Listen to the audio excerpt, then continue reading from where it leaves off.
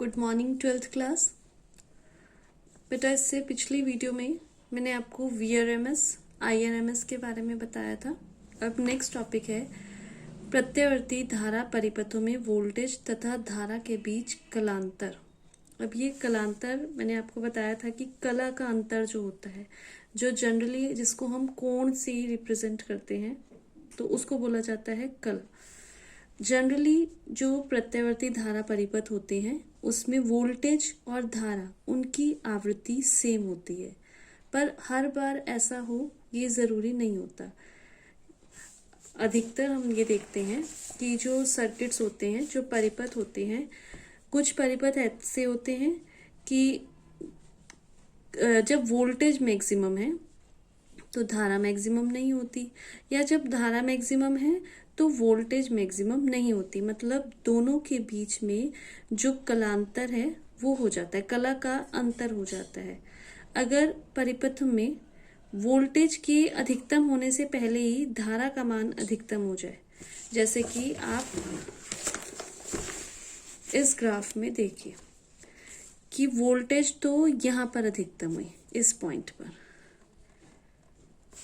और जो धारा है वो यहाँ पर अधिकतम हुई। वोल्टेज के अधिकतम होने से पहले ही धारा अधिकतम हो गई, तो हम इसको क्या कहेंगे कि जो धारा है वो वोल्टेज को लीड कर रही है। जो आगे रहता है उसको लीडर बोलते हैं ना। तो अगर वोल्टेज के मैक्सिमम होने से पहले ही धारा मैक्सिमम हो जाए, या वोल्टेज के जीरो होने से पहले, जैसे यहाँ वोल्टेज तो यहाँ पर जीरो हुई और धारा उससे पहले ही जीरो हो गई, तो हम यहाँ पर क्या कहेंगे कि धारा वोल्टेज को लीड कर रही है। या इसका ऑपोजिट भी हम कह सकते हैं कि वोल्टेज धारा से पश्चगामी है, उसको लैग कर रहा है। अगर जो चीज आगे होती है उसको बोलते हैं लीड कर रहा है, और जो चीज पीछे होती है उसको हम बोलते हैं लैग कर रहा है। जैसे आप इस फिगर में देख सकते हो, इस ग्राफ में देख सकते हो कि यहाँ पर धारा का जो ग्राफ है वो वोल्टेज वाले ग्राफ से आगे चल रहा है। इट मीन्स धारा वोल्टेज को लीड कर रही है। जो इक्वेशंस मैंने आपको बताई थी वो थी V is equal to V0 sine omega t and I is equal to I0 sine omega t। But अगर हम इस ग्राफ को देख रहे हैं, यहाँ से हमें पता चलता है कि धारा वोल्टेज को लीड कर रही है, धारा का मान वोल्टेज से अग्रगामी है। तो equation I is equal to I0 sine omega t के साथ हम कलांतर भी जोड़ेंगे। और कलांतर मैंने आपको बताया कि हम कोण से रिप्रेजेंट करते हैं, जैसे 11th क्लास में आपने देखा हुआ है। तो यहाँ पर फाई जुड़ जाएगा। I is equal to I0 sine omega t plus phi. अब हम बात करते हैं नेक्स्ट ग्राफ की। अब नेक्स्ट ग्राफ में हम देख रहे हैं कि V यहाँ मैक्सिमम हुआ, बट I यहाँ मैक्सिमम हो रही है। V यहाँ जीरो हुआ, I यहाँ जीरो हो रही है। तो इस ग्राफ से हमें ये पता चलता है कि V यानी कि वोल्टेज जो है वो I को लीड कर रहा है। इस वाले ग्राफ में वोल्टेज I से आगे है। तो V is equal to V0 sine omega t plus phi. यहाँ पर क्योंकि वोल्टेज धारा को लीड कर रही है, और I is equal to I0 sine omega t। इसको हम डिफरेंट तरीके से भी लिख सकते हैं। जैसे मैंने आपको बताया कि इस बात को हम दो तरीकों से कह सकते हैं। एक तो ये कि धारा वोल्टेज को लीड कर रही है, या फिर ये भी तो बोल सकते हैं कि वोल्टेज धारा को लैग कर रही है, वोल्टेज धारा से पीछे है। तो अगर मैं ये बोलूं कि वोल्टेज धारा से पीछे है, तो हम इसको इस तरीके से भी लिख सकते हैं कि I को तो I0 साइन ओमेगा t जैसी पहले इक्वेशन थी वैसे ही रहने दें, और V को V0 sine omega t minus phi कर दें, क्योंकि वोल्टेज लैग कर रही है, पीछे चल रही है। इसी तरीके से यहाँ पर वोल्टेज को V is equal to V0 sine omega t ही रहने दें, और I को I0 sine omega t minus phi कर दें, क्योंकि धारा लैग कर रही है। तो आई होप कि आपको अब लैग और लीड का मतलब समझ आ गया होगा कि अगर धारा आगे है तो उसको हम बोलते हैं लीड करना, और जो पीछे है उसको हम बोलते हैं लैग करना। अब क्या लैग करेगा या क्या लीड करेगा, ये किस चीज पर डिपेंड करता है? ये डिपेंड करता है कि जो सर्किट है, सर्किट में हमने क्या जोड़ा। देखिए, दोनों के बीच में जो कलांतर है, V और I के बीच में जो कलांतर है, वो किस पर डिपेंड करता है?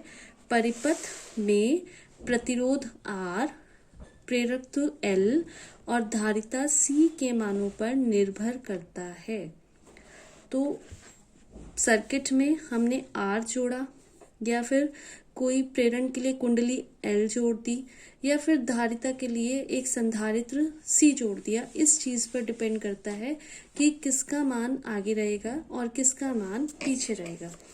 एक शॉर्टकट मेथड है, आप उसको याद कर लेना। उसके बाद मैं आपको ये अलग अलग जो धारा परिपथ हैं, जो सर्किट्स हैं, वो एक्सप्लेन करूंगी।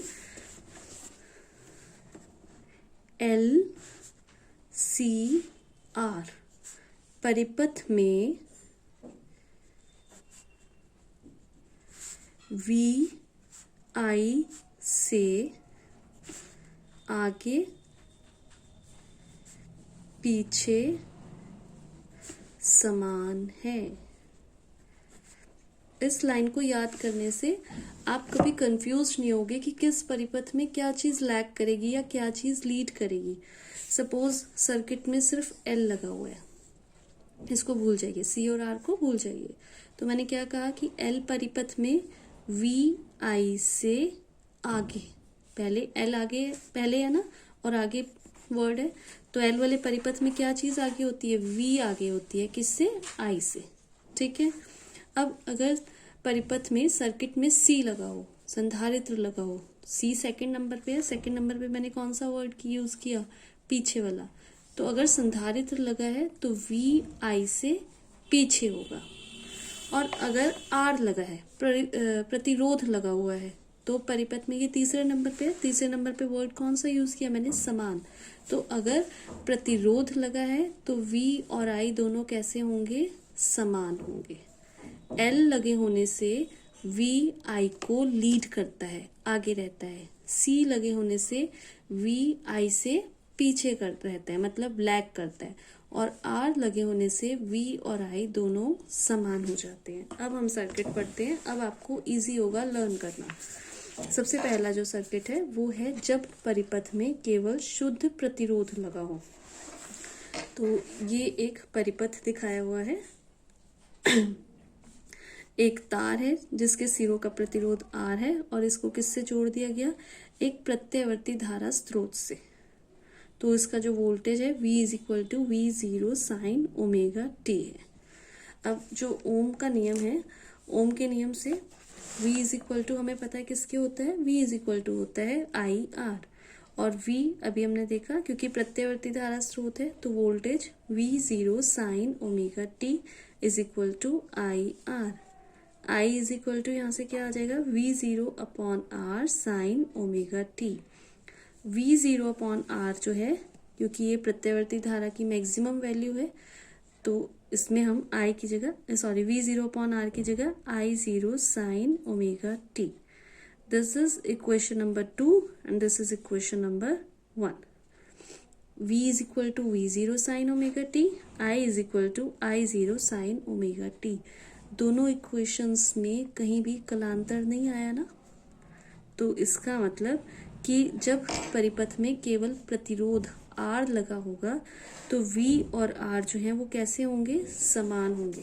तो यहाँ ग्राफ देखिए, ये V का ग्राफ, जब V मैक्सिमम हो रहा है तभी I भी मैक्सिमम हो रहा है, जब V 0 हो रहा है तभी I भी 0 हो रहा है। तो यही चीज मैंने आपको बताई थी। LCR R परिपथ में VI से आगे पीछे समान है। R परिपथ में V और I कैसे हैं? समान है। तो ये इस तरीके से हम ग्राफ में देख सकते हैं, और यहाँ पर भी हम देख सकते हैं कि V का भी ग्राफ इस तरीके से जा रहा है, I का भी ग्राफ इस तरीके से जा रहा है। अब हम नेक्स्ट सर्किट की बात करते हैं, जब परिपथ में केवल स्वप्रेरकत्व L लगा है।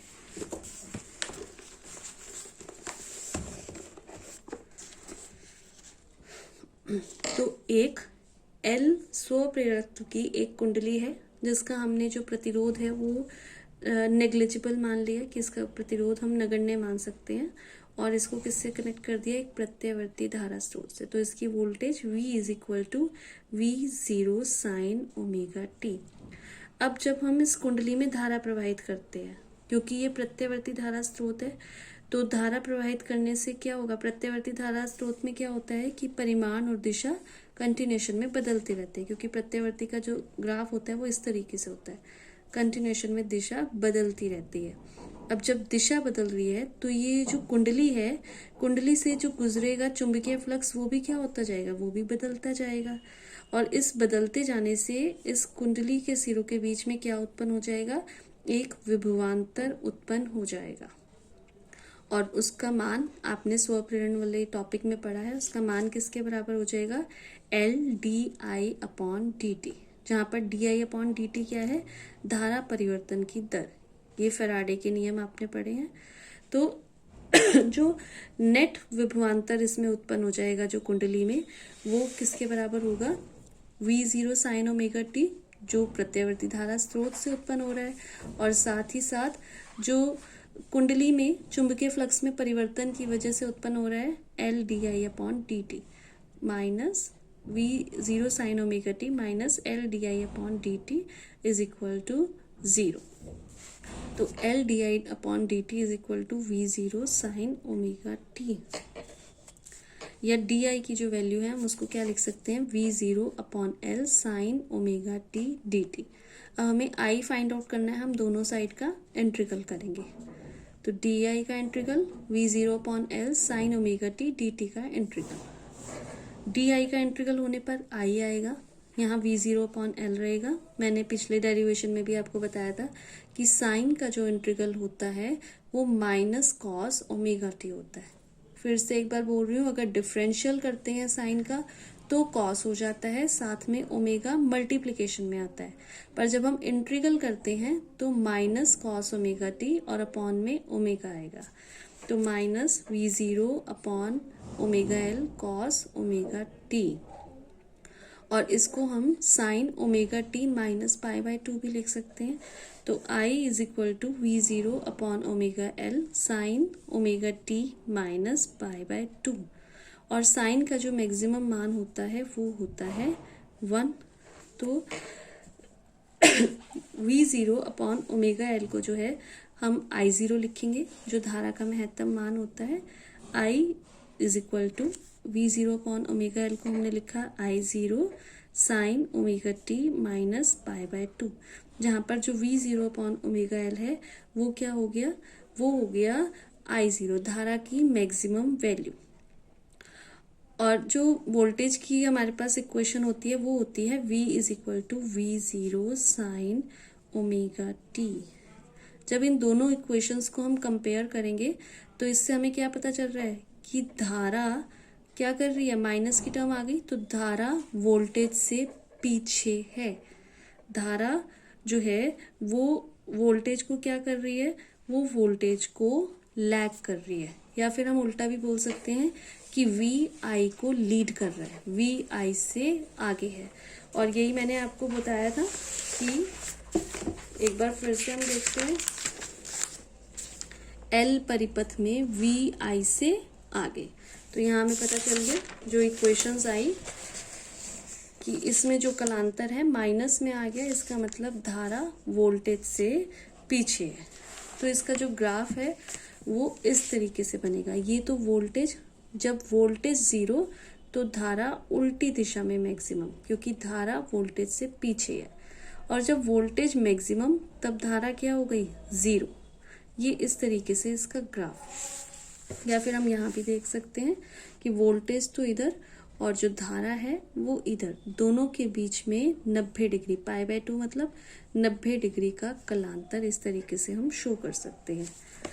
अब प्रेरण प्रतिघात क्या होता है, जो I0 का मान आया, मैंने अभी आपको बताया था कि I0 इज इक्वल टू V0/ओमेगा L था। जो V0/ओमेगा L था उसको हमने I0 लिख दिया था। I0 इज इक्वल टू V0/ओमेगा L। अगर हम इसको ओम के नियम से रिप्लेस करके या उससे तुलना करके देखें तो आई ज़ीरो इज इक्वल टू होता है वी ज़ीरो अपॉन आर। मतलब ये आर जो है ये किसके बराबर आया, ओमेगा एल। इसका मतलब ओमेगा एल जो है इस परिपथ का प्रतिरोध है, जो किसकी वजह से है, जो हमने स्व प्रेरक वाली कुंडली लगाई है एक, उसके जो प्रेरकत्व है एल, उसके कारण ये प्रतिरोध है। तो इसलिए हम ओमेगा एल को प्रतिरोध ना कहकर प्रेरण प्रतिघात कहते हैं, और इसको रिप्रेजेंट हम करते हैं एक्सेल से। और ये काम वही करता है जो दिष्ट धारा वाला परिपथ होता है, जो उसमें प्रतिरोध काम करता है, वही काम यहाँ पर ये प्रेरण प्रतिघात करता है। तो XL is equal to omega L, और ओमेगा का मान 2 पाई एफ, तो 2 पाई एफ एल। तो एक्सएल का जो मात्रक होता है, क्योंकि ये प्रतिरोध की तरह ही काम करता है, तो इसका मात्रक ओम होता है। इसका मतलब एक्सएल जो है वो किसके अनुक्रमानुपाती आया, वो अनुक्रमानुपाती आया एफ, यानी कि फ्रीक्वेंसी के। जब फ्रीक्वेंसी बढ़ेगी तो एक्सएल भी बढ़ जाएगा, मतलब प्रेरण प्रतिघात भी बढ़ जाएगा। और अगर फ्रीक्वेंसी 0 होगी तो प्रेरण प्रतिघात भी क्या हो जाएगा, 0। तो प्रेरण प्रतिघात एक्सएल और फ्रीक्वेंसी में जो ग्राफ है वो एक सरल रेखा में आता है। अब जो नेक्स्ट टॉपिक है, जब परिपथ में केवल धारिता है, ये आप खुद करेंगे। धारिता के लिए हमने एक संधारित्र लगा दिया, तो इसमें आप देखेंगे जैसा कि मैंने आपको बताया LCR परिपथ में VI से आगे पीछे, C वाले परिपथ में V जो है वो I से पीछे आएगा। और आप इसकी इक्वेशन देख रहे हैं, I is equal to I0 sine omega T plus pi by 2। यहाँ पर I लीड कर रहा है, I आगे आ रहा है, तो जो V है वो I से क्या हो जाएगा, पीछे हो जाएगा। जैसे हमारे पास वहाँ जो टर्म आई थी एक्सएल, उसको हम प्रेरण प्रतिघात बोलते हैं। इसी तरीके से जो यहाँ टर्म आती है XC which is equal to 1 upon omega C, इसको हम बोलते हैं धारितीय प्रतिघात। ये टॉपिक आप खुद करेंगे और इसमें जो डाउट्स होंगे वो आप मुझसे फिर नेक्स्ट डे क्लियर कर लेंगे।